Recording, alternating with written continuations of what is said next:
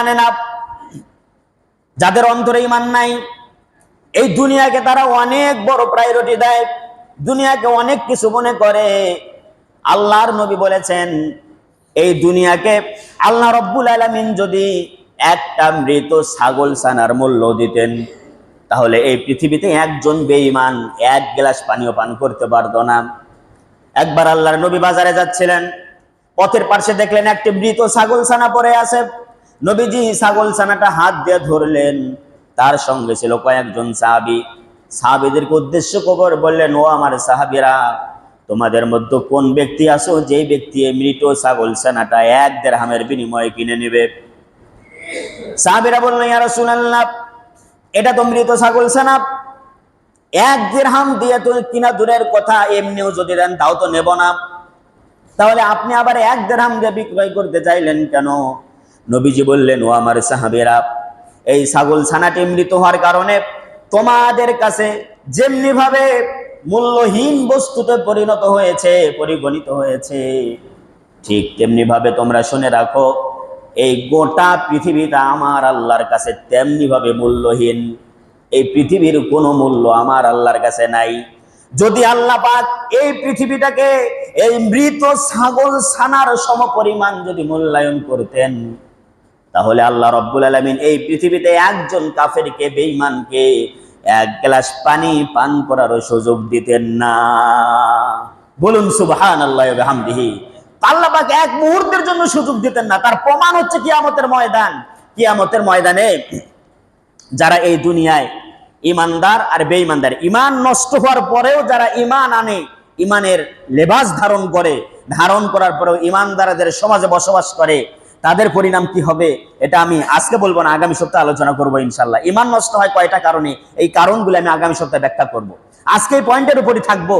যদি কিয়ামতের ময়দানে আল্লাহ রাব্বুল আলামিন যাদের ইমান নষ্ট হয়ে গেছে, ইমানদারদের সমাজে ছিল, তারা কিয়ামতের দিন উত্থিত হবে। হওয়ার পরে তারা দেখতে পাবে যে যাদের ইমান সাচ্চা তারা জান্নাতি, আর ওদের ইমানের মধ্যে ভেজাল থাকার কারণে তারা হয়েছে জাহান্নামী। জান্নাতীরা জান্নাতের নাজ নিয়ামত ভোগ করতেছে, জান্নাতি খাবার, জান্নাতি বাতাস, জান্নাতের সমস্ত নাজ নিয়ামত ভোগ করতেছে। এটা দেখে তারা বলবে, ভাই আমরা তো দুনিয়ায় তোমাদের সঙ্গেই ছিলাম, তোমাদের পাশাপাশি আমাদের বাসা ছিল, তবে তোমরা আজকে যে সমস্ত নাজ নিয়ামত ভক্ষণ করতেছো, ওখান থেকে তোমরা আমাদেরকে কিছু দাও, আমরা ওখান থেকে খেয়ে একটু পরিতৃপ্ত হই, একটু পানি দাও, একটু খাবার দাও।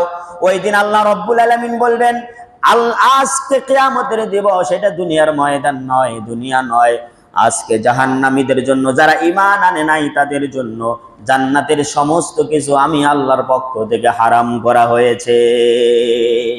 বলুন নাউযুবিল্লাহি মিন যালিক। এই জন্য ঈমান যারা আনে না, দুনিয়াকে তারা অনেক বড় মনে করে, দুনিয়াকে বলে খাও দাও ফুর্তি করো, দুনিয়াটা মস্ত বড়। দুনিয়াটা মস্ত বড় নয়। তারা বলতে থাকে, এই বেলা ভাই মদ খেয়ে নাও, কাল নিশীতের ভরসা কই, চাঁদনি জাগিবে যুগ যুগ ধরে, আমরা তো আর রব না সই, নগদ যা পাও হাত পেতে নাও, বাকির খাতায় শূন্য থাক, দূরের বাদ্য কিলাপ শুনে মাঝখানে যে বেজায় ফাঁক। দূরের কথা শুনে কিসের জান্নাত, কিসের জাহান্নাম, এ তো মহাদূরে, কবে হবে না হবে তার কোনো ঠিক ঠিকানা আছে নাকি? এখন সূর্য উঠতেছে, সূর্য অস্তমিত যাচ্ছে, চন্দ্র উঠতেছে রাতের আধারে, এই দুনিয়ার টাটকা টাটকা সুখ এই মোল্লা মুন্সিদের কথা শুনে শুনে আমরা নষ্ট করে ফেলবো? দরকার নাই। জান্নাত জাহান্নাম সে তো মহাদূরে, সে তো বাকির খাতায় শূন্য থাক, আগে নগদ যা পাই আমরা সব হাত পেতে নিই। বলুন নাউযুবিল্লাহি মিন যালিক। যারা ঈমান আনে না তারা এই ধরনের কথা বলে থাকে। আমার বন্ধুগণ, পক্ষান্তরে যারা ঈমানদার তারা কি বলে? যারা ঈমান আনয়ন করেছে, যাদের ভিতরে ঈমানের পাওয়ার আছে, যে কোনো কাজ যখন করতে যাবে ওই ব্যক্তি মনে করে দুনিয়ার কোনো মানুষ যদি না দেখে তাহলে আমাকে আমার আল্লাহ দেখতেছেন, আমার মা যদি না দেখে, বাবা যদি না দেখে, আল্লাহ দেখতেছেন, আমার এই সমস্ত কাজের হিসাব দিতে হবে, আল্লাহর কাছে উত্থিত হতে হবে। এই সমস্ত কথা তার মাথার ভিতরে থাকে, মগজের ভিতরে থাকে, যার কারণে এই ব্যক্তি আর অন্যায় করতে পারে না। আর ঈমান আনয়ন করার পরে এমন শক্তির অধিকারী হয়, গোটা দুনিয়া তাকে সেলুট জানায়। হযরতে খালিদ বিন ওয়ালিদ রাদিয়াল্লাহু তাআলা আনহু, তিনি এমন